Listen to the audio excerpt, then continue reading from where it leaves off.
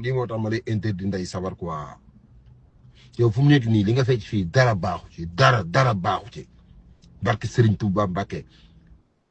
sa waaj baaxul sa départ baaxul sa daaneel baaxul yow yaa ngi mel ne ku dëkkul kër ngéwal quoi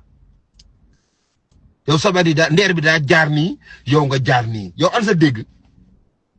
ta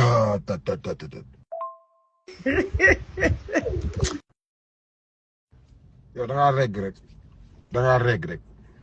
non sama xol bi jeex na ba ma seetaan naa vidéo bi 5 fois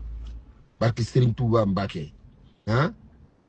yow léegi rës gi rek lu ma ci métti rek sa ñaari tànk yi nga war a bindoo léegi rës ngay ubbi ndey sa côté gauche bi ah xanaa nga laal ko droite bi sax fi nit ñi féetee